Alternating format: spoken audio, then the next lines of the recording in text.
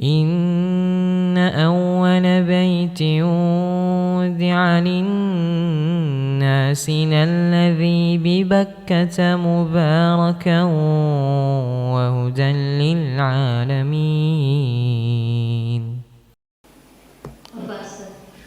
Bismillah, Assalamualaikum warahmatullahi wabarakatuh. Waalaikumsalam warahmatullahi wabarakatuh. Ada pertanyaan di untuk masalah pahala dua qiraat itu, Ustaz. Iya. Itu kan pahala mensolatkan dan mengantar jenazah ya, Ustaz. Bagaimana kalau untuk wanita, Ustaz? Pertanyaannya katanya hanya untuk takziah sampai mensolatkan saja. Apakah wanita tidak bisa mendapatkan untuk dua qiraat itu, Ustaz? Iya. Jazakumullah. Ya, jazakillah khairan. Pahala qirat itu ya didapatkan oleh wanita kalau dia mensolatkan dia dapat pahala satu qirat. Adapun mengantarkan sampai ke kuburan ini khusus laki-laki, Maka wanita tidak masuk dalam kekhususan ini. Ya, tidak masuk dalam kekhususan ini. Karena ini adalah kekhususan bagi laki-laki. Ya, sehingga apakah wanita bisa mendapatkan pahala dua qirat, Ustaz? Dua qirat.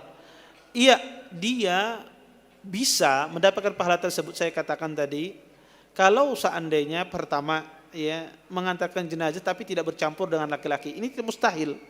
Ya, apalagi zaman sekarang pasti dia akan ikhtilat ketika dia mengantarkan jenazah. Maka kondisi semacam ini tidak membolehkan wanita berbarangan dengan laki-laki mengantarkan jenazah. Maka dia dapat pahala salat, dan insya Allah dia mendapatkan pahala niat. Ya, pahala niat ingin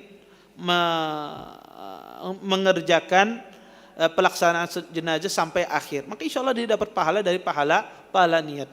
Jadi bisa jadi ibadah wanita itu kadang-kadang tidak disebutkan, bisa jadi pahalanya itu lebih besar. Jadi kita harus pahami ya, kadang-kadang Allah Subhanahu wa taala tidak menyebutkan sesuatu ibadah, suatu pahala, bisa jadi pahalanya itu lebih besar. Contoh, Allah mengatakan dalam hadis qudsi, kata Allah, illa siyam fa innahu li wa ana azzi bihi. Kata Allah, kullu amal ibni adam lahu illa siyam fa innahu li wa ana azzi bihi.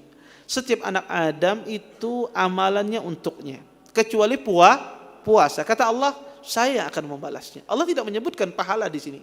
Tapi kata para ulama, pahala yang tidak disebutkan ganjarannya itu menunjukkan besarnya pahala yang dia dapatkan. Maka mengantarkan itu menciri ciri khas laki-laki.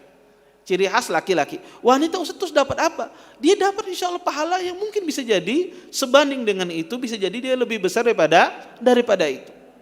Ketika dia takziah, ketika dia meringankan beban orang yang meninggal, bisa jadi pahalanya di sisi Allah lebih besar daripada itu. Ya, jadi tidak mesti sesuatu itu tidak disebutkan pahalanya kecil, tidak mesti. Ya, oleh karenanya mengantar jenazah ini khususan bagi laki-laki. Kalau ada tempat yang terpisah antara laki-laki dengan wanita tidak bercampur baur, apakah boleh wanita misalnya dia mengantarkan ke kuburan? Bagi yang membolehkan, ya boleh. Kalau seandainya yang membolehkan wanita pergi ke kuburan. Adapun yang tidak membolehkan, dari awal mereka tidak membolehkan, ya. Karena Nabi mengatakan la'anallahu zawaratul qubur.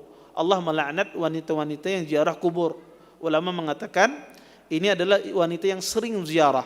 Sebagian lagi mengatakan adalah wanita yang ziarah kuburnya di situ dia merintih-rintih, ya, melakukan hal-hal yang dilarang. Sebagian lagi mengatakan bahwasanya ziarah apapun wanita ke kuburan walaupun tidak sering itu tidak boleh. Terjadi khilaf dalam penafsiran hadis ini. Tetapi sebagaimana saya katakan tadi, kalau seandainya ada hal-hal yang bertentangan dengan syariat seperti ikhtilat, maka tidak boleh wanita ziarah kubur.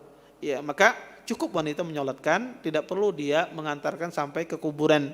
Karena kondisinya sekarang ini pasti ikhtilat, campur baur antara laki-laki dengan wanita. Wallahu taala alam.